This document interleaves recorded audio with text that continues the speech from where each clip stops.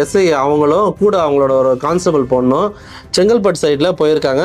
ஒரு mid night 3 மணி வாக்கில் அடித்து ஆக்சிடென்ட் ஆகி 2 பேரும் சம்பவ இடத்துல, ஒருத்தர் வந்து ஹாஸ்பிட்டலில் போய் இறந்தாங்க, ஒருத்தர் அங்கேயே சம்பவ இடத்துல இருந்தாங்க. இதற்கு வந்து எடப்பாடி அவர்கள் சொல்கிற நியூஸ் வந்து கொள்ளையர்களை பிடிக்க போனாங்க, குற்றவாளிகளை பிடிக்க போனாங்க, ஸோ அதனால நடந்துருச்சு அப்படின்னாங்க. இந்த நியூஸை நான் விசாரித்து ஏற்கனவே இது வந்து எல்லா செய்தி சேனல்லையும் வருது. அப்போ நான் அதை ஒரு செய்தியாகவே போடுறேன். இது வந்து குற்ற வழக்கு பிடிக்க போகல, இது பர்சனலாக ஏதோ போயிருக்காங்கன்னு. அதுக்கப்புறம் கமிஷனர், அதாவது ஆவடி கமிஷனர் சங்கர் வந்து ஒரு ப்ரெஸ் ரிலீஸ் பண்ணுறாரு.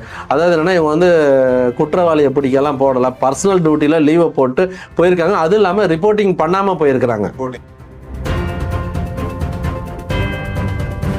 ஹவுஸ் ஓனருக்கும் டெனண்ட்டுக்கும் இருக்க பிரச்சனையில் குத்திட்டாங்கன்னா அவங்க கம்ப்ளைண்ட் கொண்டு போய் கொடுத்து ஸ்டேஷனில் ஆக்ஷன் எடுக்கலை அப்படின்னும் போது வேணால் நம்ம பேசலாமே தவிர 2 பேருக்கு நடக்கிற வாக்குவாதத்தில் இது நிறைய பேர் புரிஞ்சுக்க மாட்டேங்க.